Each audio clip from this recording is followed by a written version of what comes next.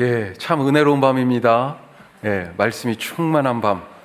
예, 우리 공간이, 우리의 마음이, 우리의 삶이 주님의 말씀으로 가득 차서 빈틈이 없으시길 바랍니다. 사도행전 11장 말씀 계속해서 나누도록 하겠습니다.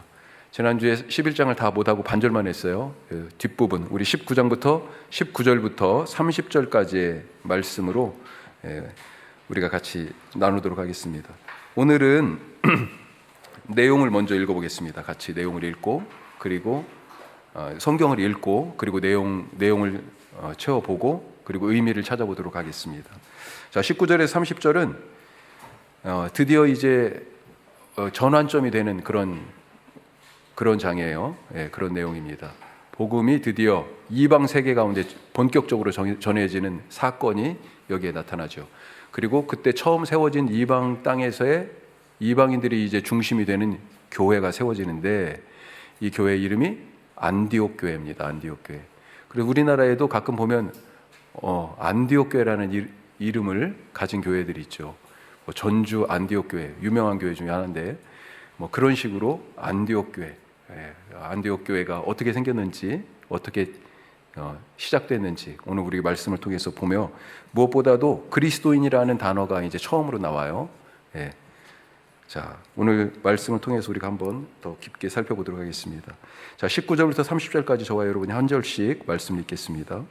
그때 스데반의 일로 일어난 환란으로 말미암아 흩어진 자들이 베니게와 구브로와 안디옥까지 이르러 유대인에게만 말씀을 전하는데,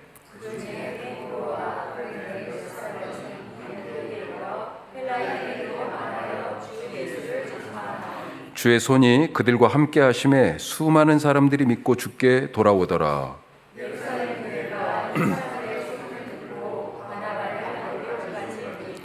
그가 이르러 하나님의 은혜를 보고 기뻐하여 모든 사람에게 굳건한 마음으로 주와 함께 머물러 있으라 권하니,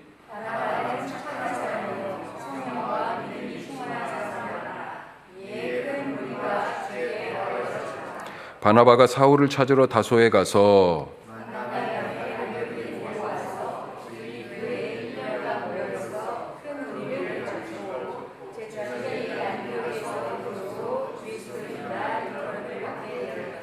그때 선지자들이 예루살렘에서 안디옥에 이르니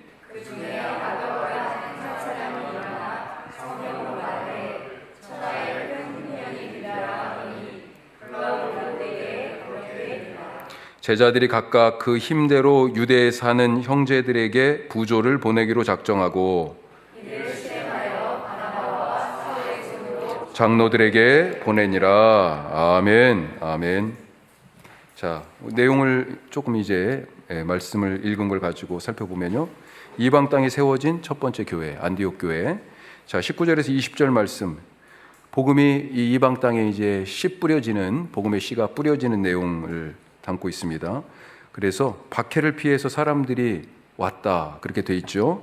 자, 박해를 피해서 스데반 때문에 일어났던 예루살렘 교회 박해를 피해서 사람들이 어디로 흩어졌습니까? 베니게, 구브로, 안디옥, 이렇게 흩어졌어요. 자, 지도 한번 보시죠. 자, 예루살렘 위쪽으로 이렇게 올라가면 지금 바로 섬이 하나 있죠. 구브로라고 써 있습니다. 사이프러스예요. 지금 이 지중해 한쪽에 있는 저 섬, 저기가 바나바 고향이에요. 바나바가 원래 저기 레위족 속 구브로 출신, 사이프러스 출신 바나바. 자, 그 오른쪽쯤이 안디옥이라고 써 있잖아요. 그렇죠. 저기입니다. 지금 오늘 말씀의 배경이 되는 도시가, 지금으로 따지면 레바논 북쪽, 그 다음에 튀르키예 동남쪽, 이렇게 생각하시면 되겠어요. 자, 그런데 그 안디옥 조금 바로 밑에가 베니게예요. 그러니까 베니게라고 번역을 했는데 페니키아죠. 페니키아 지역, 두로와 시돈 그쪽 위쪽이라고, 포함한 위쪽이라고 보면 되겠습니다.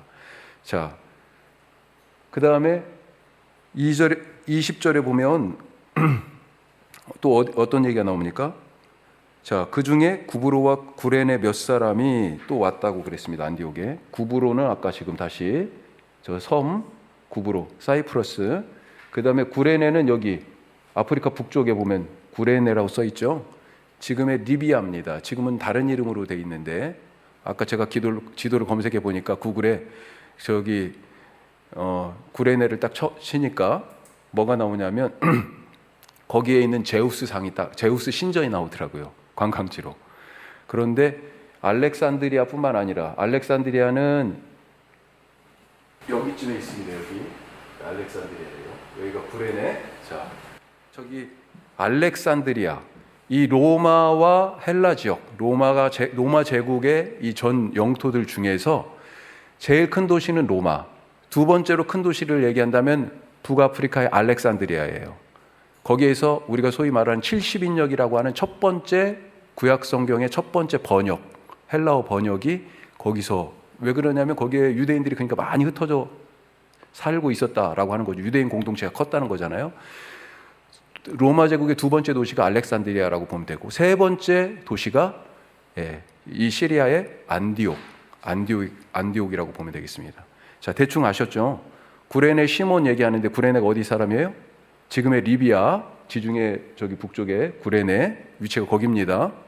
자, 다시 내용으로 가서, 자, 박해를 피해서 19절에 온 사람들이 자, 복음을 전하기 시작합니다. 누구에게요? 유대인에게. 유대인만 먼저 전도를 했어요. 그러다가 20절에 구브로와 구레네에서 온 몇 사람이 이제 이방인들에게도, 헬라인이라고 표현되어 있습니다. 헬라인에게도 복음을 예수님을 전하기 시작합니다. 자, 그렇게 씨앗이 뿌려졌고요. 22절에서 26절 말씀 보면 이제 그 씨앗이 자라죠. 성장합니다. 자, 그래서 그리스도인이라 불려지는 그런 과정들이 쭉 나옵니다. 그 중에 특별히 중요한 역할을 한 사람이 바나바죠. 예루살렘에서 파송을 받아요. 왜 바나바를 파송했는지 좀 잘 모르겠어요. 그런데 한편으로는 좀 짐작도 가고, 왜 그러냐면 바나바는 집사도 아니에요. 7 집사에 바나바 이름이 있습니까? 또 책임 있는 예루살렘 교회에 그런, 물론 리더 그룹에는 들어가 있을지 모르겠지만 사도가 아니에요. 사도도 아니고 공식적으로 세워진 집사도 아닌데 바나바를 보냈어요. 한편으로는 그만큼 또 믿음직하다고 할 수 있는 그런 사람이라는 것이기도 하죠. 하지만 뭐 다른 의미로도 조금 생각해 볼 수 있지 않을까 싶은 생각이 들어요. 그렇게 중요하게 생각하지 않았다, 예루살렘 교회에서. 한편으로는 이렇게도 볼 수 있지 않을까.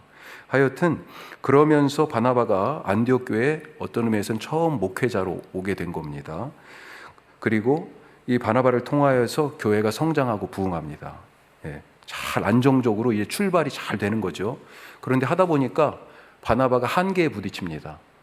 그래서 누구를 동역자로 데려옵니까? 사울을 데려와요. 자, 지도를 아까 다시 보시면, 자, 안디옥 왼쪽 위쪽으로 다소가 있죠. 다소. 저기가 어디예요? 지방으로는 길리기아 지방, 강원도, 원주시 같이 길리기아 도의 다소시예요. 거기가 바울의 고향입니다. 지금 바울이 거기가 있어요. 고향에 지금 낙향에 있거든요. 거기 찾아가서 바울을 데려다가 함께 하나님의 말씀을 가르칩니다. 왜 특별히 바울을 생각했을까? 회심하고 다메섹에서 회심하고 아라비아로 갔다가 다시 다메섹 왔다가 또 도망와가지고 예루살렘에 왔었어요. 그러다가 사도들하고도 조금 이렇게 교류가 잠깐 있었지만 결국은 사람들이 아직도 이 바울을 두려워하는 거죠. 예전 사울의 모습이 있지 않을까. 그래서 낙향에 있었습니다. 그런데 그 낙향하기 전에 예루살렘에 있을 때 헬라어를 잘 쓰는 헬라파 유대인이라고 볼 수 있는 사람들하고 논쟁을 하잖아요. 거기서 예수님을 막 증거하고, 그걸 바나바가 기억했던 것 같아요. 누구보다도 헬라어도 잘 구사하지만 하나님의 말씀에도 정통한 사람, 부활하신 예수님을 만난 바울을 데려와서 같이 함께 1년간 아주 열심히 말씀을 가르치고요. 그리고 이제 뒤에 13장에 가면 바나바와 바울이 함께 안디옥 교회에 파송을 받아서 첫 번째 전도 여행을 떠납니다. 자, 그 교회가 바로 안디옥 교회예요. 자, 그렇게 교회가 성장했어요. 그 다음에 27절에 30절 그 성장의 열매를 나눠요.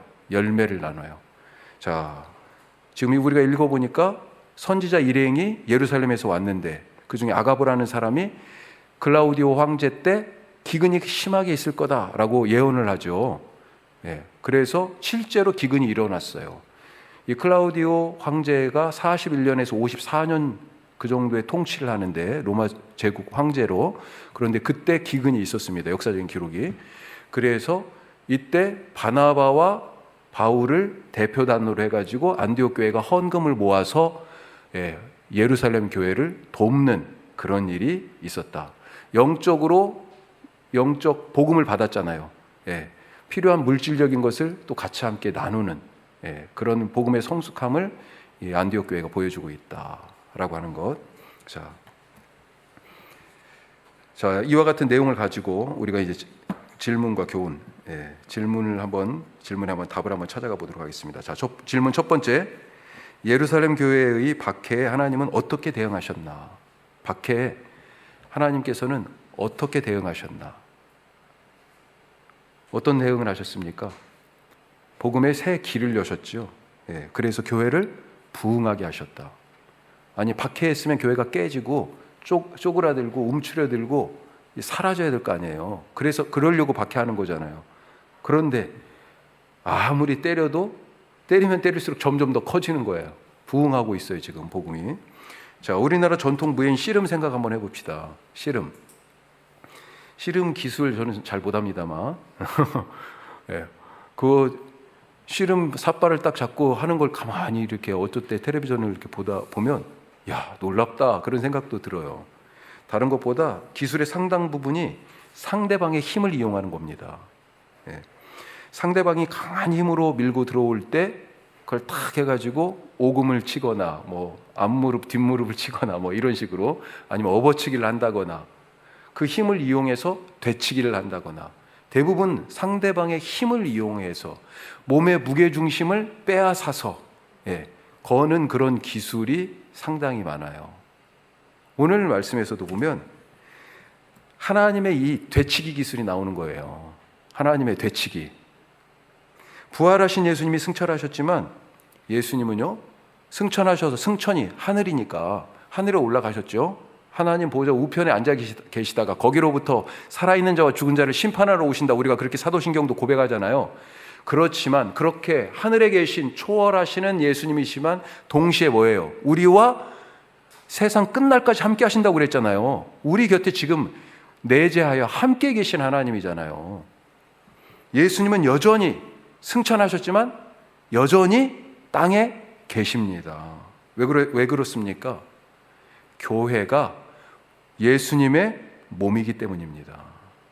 교회는 부활하신 예수님이 이 땅에 계시는 방식이에요. 예수님이 어딨냐 하면 뭘 봐야 돼요? 예수님의 몸인 교회를 보는 거죠. 땅에 있는 교회는 부활하신 예수님의 영이 그래서 교회 안에 계셔야, 그래야 교회인 것입니다. 무슨 말이에요? 우리가 바로 예수님의 부활의 증거다라고 하는 거죠. 자, 이것이 유대인들 입장에서 생각하면 엄청 난감한 얘기입니다. 왜요? 분명히 예수를 죽였어. 그런데 그가 여전히 땅에 살아있어. 어떤 모습으로요? 교회라는 모습으로 살아있는 거예요. 그러니 예전에도 이미 십자가에 죽였잖아요. 다시 또 이 예수의 몸을 죽이는 겁니다. 그래서 교회를 핍박하는 거죠. 하지만 예수님이 십자가에 달려 죽으실 때 어땠어요? 하나님이 되치기 하셨잖아. 하나님의 되치기가 뭡니까? 부활 사건이죠. 부활 사건. 이 예루살렘 교회를 또 같은 사람들이 또 핍박합니다. 예수님의 부활의 몸을 지금 또 십자가에 못 박으려고 그러는 거예요. 그 핍박이 있으니까 하나님이 또 되치기를 하시는 거죠. 뭐예요? 이방 땅의 교회로 부흥시키시는 새로운 복음의 전진을 일으키시는 하나님의 역사, 이것이 하나님의 또 되치기예요. 따라서 우리가 어려움과 고난 혹은 원치 않는 그런 어떤 상황에 내몰릴 때, 정말 이건 내가 원하던 방식과 내가 원하던 삶이 아닌데 너무 힘들어요. 그래서 그렇죠? 그럴 때 우리가 어떤 태도를 가져야 하는가? 자, 출애굽에서 광야에 나온 이 이스라엘 백성들, 출애굽기에서 알려주는 그들의 태도는 어떤 거였습니까? 하나님을 향한 절대적인 신뢰였어요? 아니죠. 얼마 못 가서 바로 홍해 건너고 나서 얼마 되지도 않아서 그때부터 원망과 불평과 후회로 심지어는 모세를 죽이려고 돌을 들었어요. 그리고 다시 돌아가자 그랬습니다. 이집트로. 왜 그랬어요? 우리가 바란 게 아니었다는 거 아니에요. 우리가 바란 게 아니었다. 우리가 그런 고난과 어려움, 원치 않는 상황 속에서 우리가 가져야 할 태도는 무엇입니까? 내가 예수님의 몸인 교회다라고 하는 것을 확인하며 신앙을 고백하는 것입니다. 그때 예수님을 다시 살리신 그 되치기를 하신 그 하나님의 역사하심이 우리를 그 자리에서 건지시고 살리셔서 당신의 뜻대로 인도의 새로운 길, 한 번도 우리가 걷지 못했지만 우리에게 가장 좋은 그 길로 인도하시는 거예요. 이스라엘 백성들이 그 광야 길을 걸은 적이 있어요? 없어요. 하지만 그 길을 걸어야 어디 가요? 약속하신 땅에. 우리가 어려움을 당할 때 잊지 마시기 바랍니다. 아, 내가 바로 부활하신 예수님의 몸이구나. 예수님을 그 무덤, 십자가의 죽음을 넘어서 그 무덤에서 살리신 하나님이 나를 그렇게 살리실 거구나. 예루살렘 교회를 박살내려고 핍박을 했는데 오히려 안디옥으로 복음이 전해져 가가지고요, 이제 여기서부터 이방 땅에 쫙 복음이 그렇게 확장되고 교회가 부흥하잖아요. 복음이 전진을 하잖아요. 그런 일을 만들어 가신 하나님을 신뢰하실 수 있길 바랍니다. 자, 두 번째. 자, 안디옥에서 그러면 누가 이방인들에게 복음을 전하기 시작했는가? 누굽니까? 20절 보면 나오죠. 누구예요? 자, 박해를 피해가지고 온 사람들이 쭉 있었는데 그 중에 구브로 출신 사람들, 그 다음에 구레네 출신 사람들. 이름이 있어요? 없어요. 그래서 거기에다가 아무개라고 쓰시면 좋을 것 같아. 아무개 몇 사람. 누군지 몰라요. 이름이 없어요. 성경이 말하고 있잖아. 아무개예요. 아무개 몇 사람. 그분들이 처음 한 일이에요.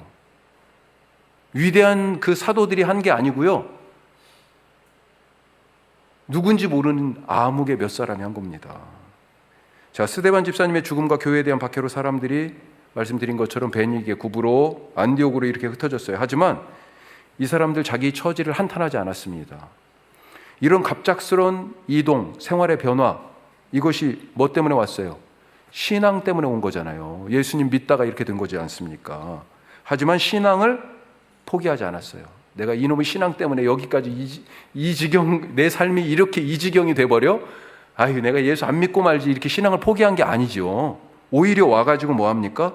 더 열심히 복음을 증거하고 있어요. 우선은 유대인들에게 막 증거했어요. 거기 안디옥이 지금 세 번째로 로마 제국 안에서 지금 큰 도시라고 그랬잖아요. 유대인들이 많습니다. 먼저 그들에게 막 증거를 했어요. 그리고 나서 어땠습니까? 얼마 못 가서 이 구브로와 구레네 사람들, 거기에서 온 사람들 중심으로 해가지고 아무개 몇 사람이 헬라인들에게도 주 예수 그리스도를 전하기 시작했습니다. 자, 이방인들에게 복음을 전하는 것, 이런 시도들이 앞에 있었죠. 마치 전주곡처럼 있었죠. 누구에게 복음이 전해졌어요? 세례받은 사람들이 있었어요. 빌립 집사님을 통해 가지고 에디오피아 내시, 그 내시가 받았어요. 또 베드로를 통해 가지고 고넬료, 로마 군대의 백부장 고넬료와 그의 가족들이 세례를 받았어요. 말씀을 듣고. 특별히 고넬료에게 복음이 전해진, 고넬료는 완전 이방인이니까 고넬료에게 복음이 전해진 그 사건을 놓고 예루살렘 교회에서 옥신각신 논란이 있었습니다. 그리고 그 이야기를 우리가 11장 앞부분에서 지금 다루고 있었어요. 물론 이것이 베드로가 이제 이 부분에 대해서 해명을 하죠. 이건 내가 한 게 아니고 성령님이 그렇게 하셔서 나도 어쩔 수 없이 했다라고 그렇게 얘기를 하고, 그것에 대해서 일단은 예루살렘 교회 사람들이 수긍하고 넘어가는 것 같았지만 사도행전이나 바울 서신 편지들을 쭉 읽어보면 이후에 논쟁이 계속됩니다. 그래가지고 이방인들에게 복음을 전했는데 이들을 어떻게 해야 되지? 그 부분에 대하여서 사도행전 15장에 가면 회의를 해요. 첫 번째 교회 회의를. 예.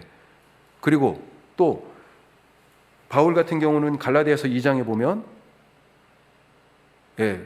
예루살렘에서 야고보가 주님의 동생 야고보가 보낸 사람들이 막 오니까 안디옥에서 베드로가 막 같이 이방인 신자들하고 밥 먹다 도망가잖아요. 이런 일들이 갈라디아에서도 적나라하게 써 있고 할례주의자들의 도전에 늘 직면해 있는 것을 바울의 편지들 속에서 우리가 발견할 수 있습니다. 그러니까 계속해서 이방인들이 정말 구원받는 게 그게 맞는 거야 라고 하는 부분에 대해서 논쟁이 어느 정도 있었다는 거죠. 예. 여전히 예루살렘 교회는 이방인들에게 복음을 전하는 것을 율법의 선민의식이라는 틀 안에서 그 복음을 이해하고 전하려고 하는 그런 태도를 가지고 있었다 하는 것입니다. 그러니까 한마디로 이방인들에게 복음을 전해야 되는 게 맞는 거야? 아직도 반신반의하고 오락가락하고 확신이 서지 않고 주저하고 있던 그런 상황이었다는 것입니다. 그런 상황에서 이방인들에게 복음이 전해지는 일이 일어났어요. 누가 이런 일을 했다고요? 아무개 몇 사람. 이름 모릅니다. 하지만 그들은 누구보다도 가장 큰 믿음을 가지고 있던 사람들 아니었을까 생각해요. 내노라 하는 예루살렘 교회의 지도자들, 예수님의 제자들, 그 집사님들, 그분들이 아니고요. 이름이 밝혀지지 않은 이분들이요. 지금까지 아무도 넘지 못했던 선을 넘어버렸어요. 대단하지 않아요? 핍박을 피해온 다른 신자들도 믿음이 컸잖아요. 그러니까 신앙 탓하지 않고 계속해서 복음을 전했는데 이분들도 누구에게 전했어요? 유대인들에게만 전했어요. 이분들도 이 선을 못 넘었거든요. 그런데 그 중에 이 아무개 몇 사람이 무턱대고 이 선을 넘어버렸네. 이방인들에게 복음을 전했습니다. 어떻게 이분들이 선을 넘을 수 있었을까요? 이방인들에게 복음을 전할 수 있었을까요? 우리가 앞서 이방인들이 구원받은 이야기 다시 한번 생각해 보면 이디오피아 여왕 간다게의 내시, 그리고 고넬료의 집에 사람들이 세례를 받고 복음의 말씀을 듣고 세례를 받고 구원받았을 때 그때 그 일을 누가 한 겁니까? 성령님이 하셨잖아. 빌립이 사마리아에서 전도 잘하고 있었는데 성령님이 가라고 그랬어요. 그래서 광야길로 가서 무슨 일이 일어날지도 모르는데 만났어요. 성령님 때문에 간 거예요. 또 베드로가 아시지만 성령님이 그를 인도하셨잖아요. 환상 중에 나타나셨고 가라 말씀하셨고, 그리고 가서 설교할 때 성령이 임했잖아요. 성령님이 다 하신 거예요. 성령님이. 예수님도요, 이미 경계를 넘어서기 위해서는 어떻게 해야 된다고요? 우리 너무나 잘 아는 말씀 있잖아요. 사도행전 시작하면서 오직 성령이 너희에게 임하시면 너희가 권능을 받고 예루살렘과 온 유대와 사마리아와 땅 끝까지 이르러 내 증인이 되리라. 그 선을 하나씩 넘어가는 예루살렘이라는 경계, 예루살렘의 끝이 있습니다. 그걸 못 넘어갔잖아, 어떤 사람들은요. 그걸 넘어가면 뭐가 있어요? 유다. 그 유다 땅의 끝을 넘어가면 어디예요? 사마리아. 그렇죠? 사마리아라고 하는 그 끝을 또 넘어가. 그때마다 여기를 넘어가는 게 이게 쉬운 일이 아니었어요. 그런데 이 넘어가는 것을, 이 선을 넘는 일을 성령이 임하시면 할 수 있다는 거죠. 베드로도 성령님 때문에 했죠. 베드로가 거절했잖아요. 나 이거 못 먹습니다. 하늘에서 보자기 막 부정한 것 해가지고 내려오니까. 나 거기 못 갑니다. 사실 그거 아니에요. 성령님이 하신 일이에요. 우리도 신앙과 삶의 땅끝에 서 있을 때가 가끔 있습니다. 경제적인 문제에 땅끝이 있어요. 그렇죠? 다 바닥났어. 어디서 이걸 지금 어떻게 이걸 해결할 방법이 없어요. 그렇게 답답하고 막연할 때 경제적인 문제에 땅끝이 있어요. 관계에 땅끝이 있어요. 누구도 만날 수가 없어 지금. 그런 상황들 계속 사람들하고 부딪히고 능력의 땅끝이 있어요. 내가 하고 싶어도 이제 힘이 없어요. 능력의 땅끝, 방법이 안 보여. 건강의 땅끝이 있습니다. 이건 정말 나이를 먹어가면서 자연스럽게 그렇게 알게 되죠. 내가 어떻게 할 수가 없어요. 그런 땅끝들이 있어요. 사역의 땅끝도 있고요. 어떤 때는 목사는 목사로서의 목회의 땅끝을 딱 경험하는 것 같은 그런 때가 있죠. 우리가 다 그렇지 않습니까? 그 땅끝에 서 있을 때 어떻게 하실 것입니까? 땅끝에 서면 두렵습니다. 이 끝 너머를 가본 적이 없기 때문에. 여기가 끝이잖아요. 여기까지였잖아요. 지금까지. 여기가 끝인 것 같아요. 정말 경험도 없고 지식도 부족하기 때문에 이 끝을 넘어간다는 거 생각도 못하고 때로는 망설이고 주저합니다. 이때 우리에게 필요한 것이 무엇입니까? 기도 아닐까요? 기도? 왜요? 땅끝을 넘어가는 힘은 어디서 옵니까? 성령님. 기도하는 자에게 성령이 임했잖아요. 성령의 권능을 받아야 땅끝 너머로 가고 그 땅끝에 설 수 있지 않겠습니까? 자, 세 번째 질문. 자, 이번에는 우리 바나바에 대해서 한번 알아봅시다. 이 안디옥 교회의 첫 번째 목회자, 이방 지역, 이 땅에 세워진 첫 번째 교회의 목회자 바나바. 어떤 사람인가? 바나바 사실 그전에는 이렇게 좀 깊게 보지 않았거든요. 조금 더.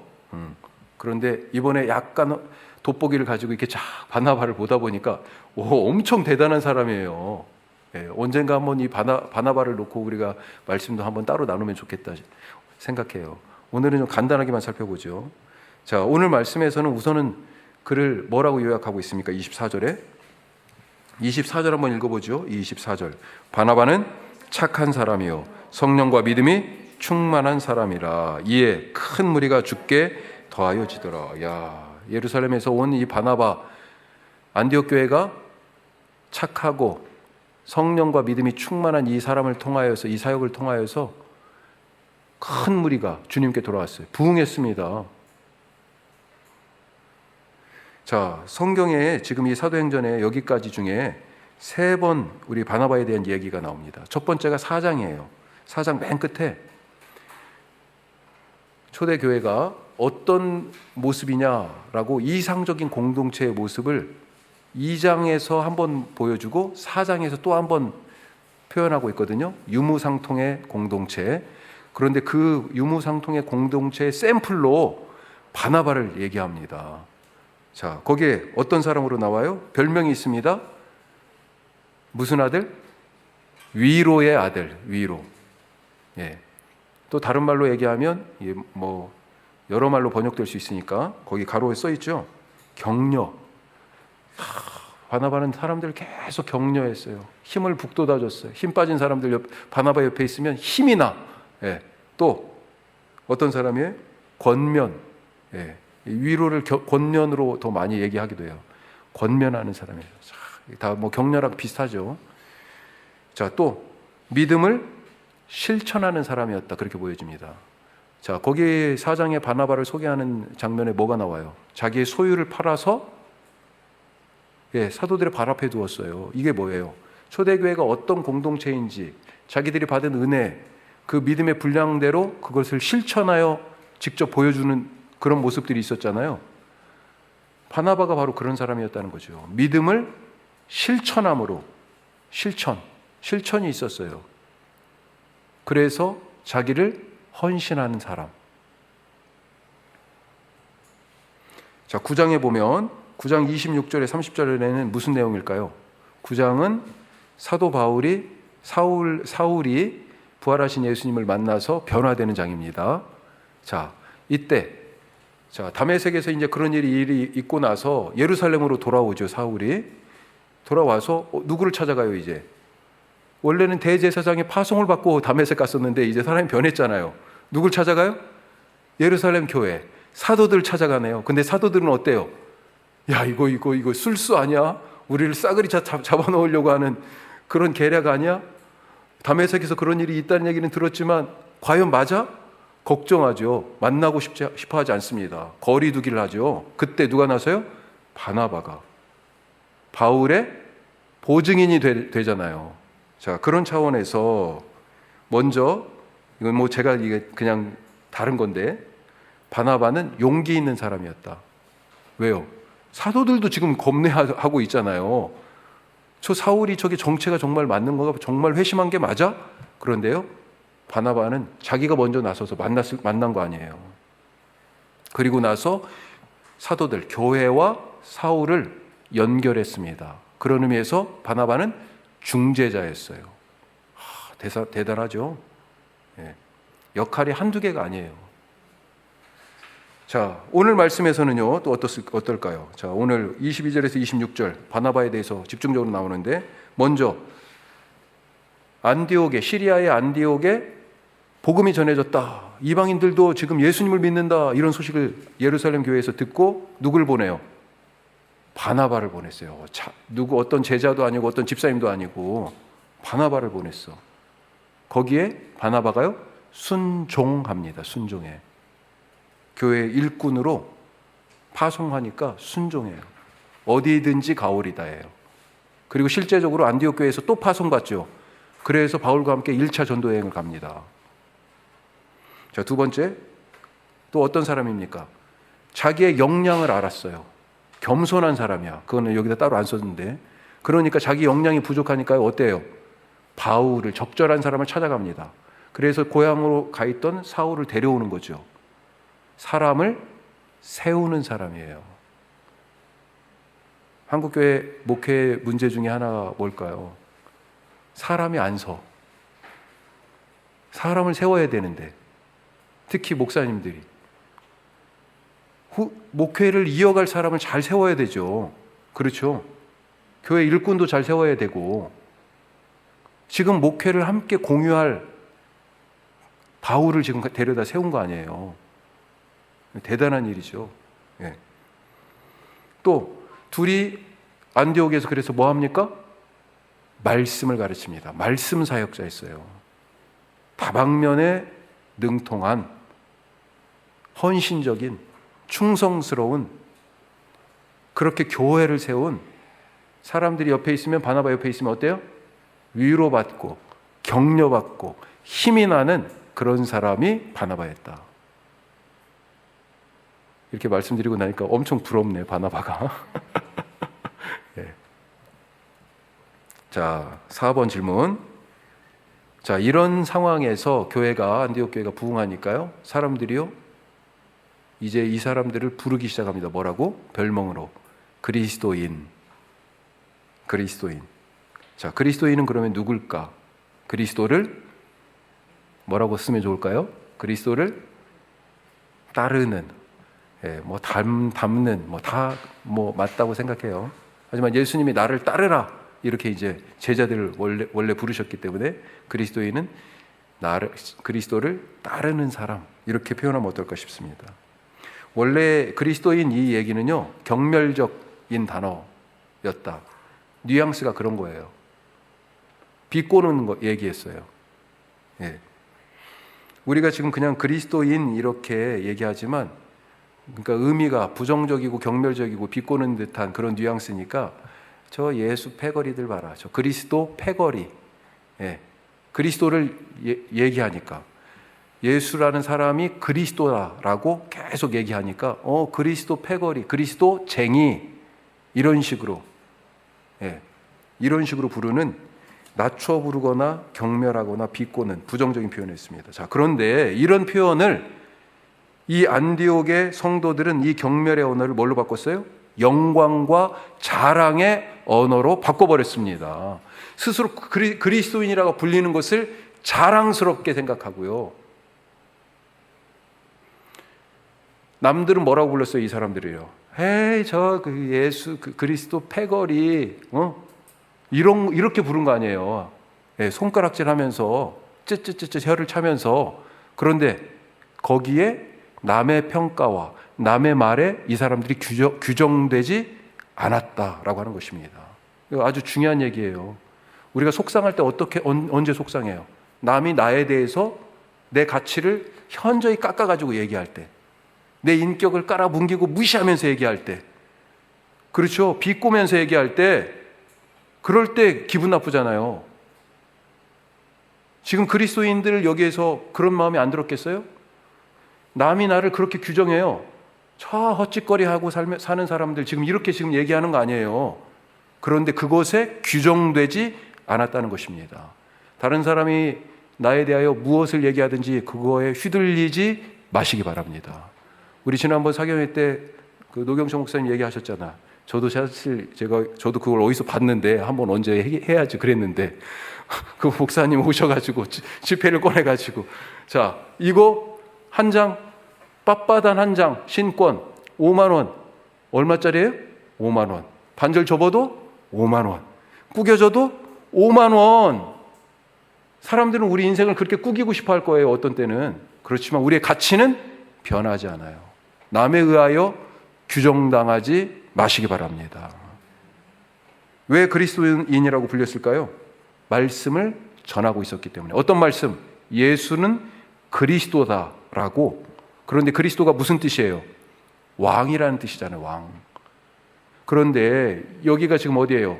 로마 제국에서 세 번째로 큰 도시라고요. 누가 왕이에요? 로마 황제가 왕이잖아요.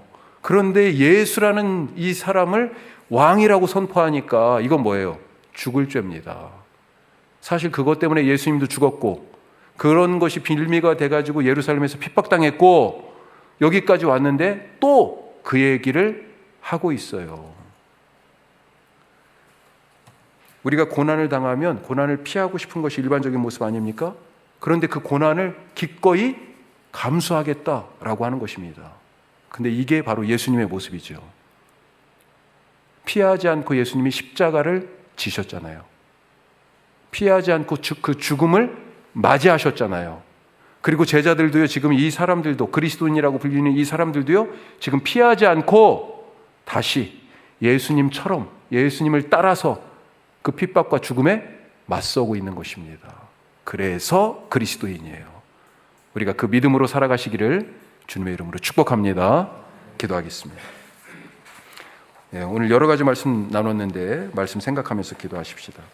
주님, 세상은 교회를 깨트리려고 하지만 세상은 예수님을 십자가에 못 박아 죽였지만 하나님이 되치게 하셔서 부활로 이기셨고 교회를 깨트리려고 예수님의 부활의 몸인 교회를 깨트리려고 하지만 주님이 또 되치게 하셔서 이방 땅에 교회를 세우시고 땅 끝까지 가는 복음으로 하나님 나라를 전진시키시는 그 놀라운 은혜 우리에게도 있게 하여 주시옵소서. 또 누가 이방인들에게 복음을 전하는 아무도 넘지 않은 그 경계선을 넘어갔습니까? 그 땅 끝에 서 있던 아무개 몇 사람. 그런데 그 사람들이 넘어갈 수 있었던 건 뭐예요? 성령이 그들과 함께 했기 때문에. 주님, 성령 충만한 사람 되게 하여 주시옵소서. 또한 바나바 같은 사람, 그런 일꾼 되게 하여 주옵소서. 우리 기도하시고 마지막으로 그리스도인, 예수님 닮는, 예수님 따르는 그렇게 예수님처럼 십자가를 지고 그 죽음에 당당히 맞서는 신앙의 사람 되게 하여 주시옵소서. 우리 말씀 생각하면서 기도하고요. 우리 선교 동역지들을 오늘 위해서 기도하십시다. 우리 8개 선교 동역지 기억하시고 함께 우리 다 같이 기도하겠습니다. 아버지 하나님